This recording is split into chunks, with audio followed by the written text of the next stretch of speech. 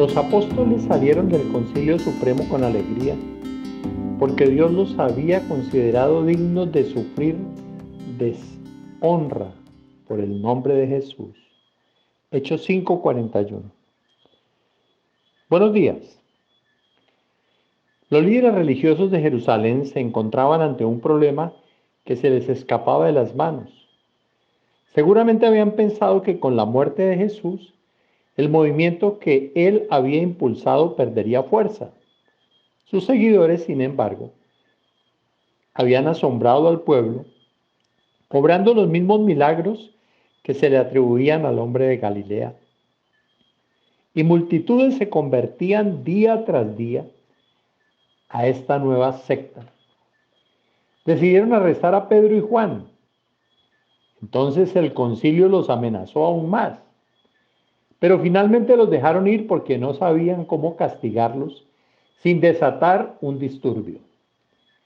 Ni bien los soltaron, ellos volvieron a reunirse con sus hermanos y pidieron con unanimidad de espíritu que el Señor les concediera valentía para seguir predicando a pesar de las amenazas que habían recibido. Continuaron ministrando en los lugares públicos tal como habían aprendido de su maestro. Pronto fueron arrestados nuevamente, pero un ángel del Señor llegó de noche, abrió las puertas de la cárcel y los sacó.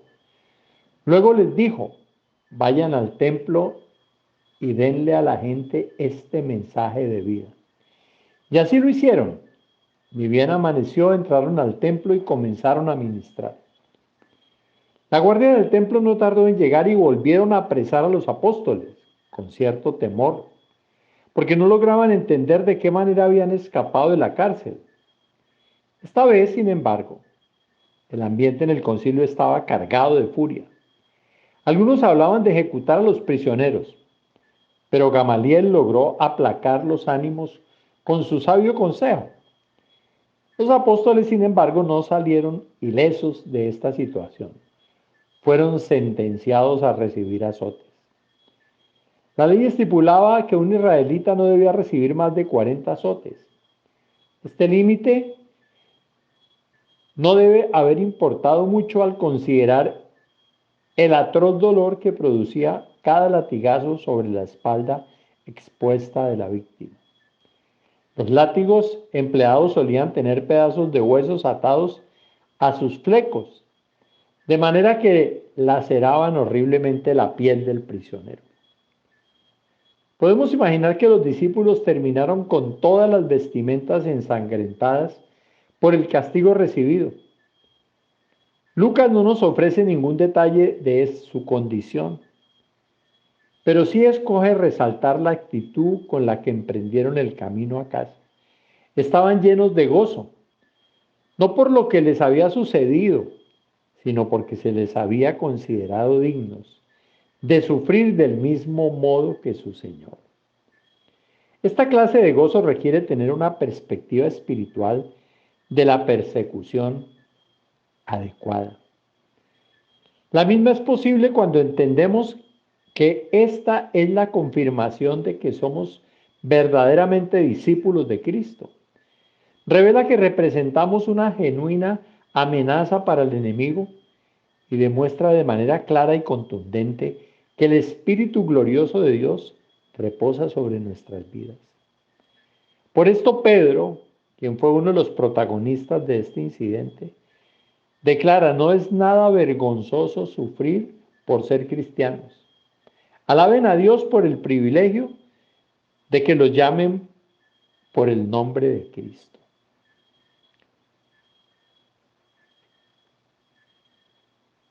Qué privilegio tan grande. Entender las cosas desde la perspectiva adecuada. La Biblia por todas partes nos enseña que vamos a ser perseguidos. Mateo, por ejemplo, dice: Dios los bendice a ustedes cuando la gente les hace burla y los persigue y miente acerca de ustedes. Y dice toda clase de cosas malas en su contra porque son mis seguidores. A vosotros os es concedido a causa de Cristo, decía el apóstol, no solo que creáis en Él, sino que también padezcáis por Él. Pablo decía, yo llevo en mi cuerpo las marcas. Y seguramente se refería a tantos momentos donde tuvo que ser golpeado, apedreado, latigazos, golpes. Y esta gente se consideraba privilegiada. Consideraban que tenían ese privilegio de haber sido tenidos por dignos de sufrir, de ser avergonzados, entre comillas, por el nombre de Jesús, porque ahora se llamaban cristianos. ¿Cómo se ha desvalorizado ese nombre en medio de nosotros? Mataron a un cristianito por ahí. Un verdadero cristiano es aquel que realmente hace de Jesús el centro de su vida. Reconoce su pecado, le entrega su vida. Entiende, cree en la muerte y resurrección de Cristo. Y como consecuencia, le pide al Espíritu Santo que tome el control de su vida. Ahí se hace uno cristiano. Y entonces, Dios nos da ese hermoso privilegio. ¿Nunca has padecido por el Evangelio? Sería bueno que te confrontaras.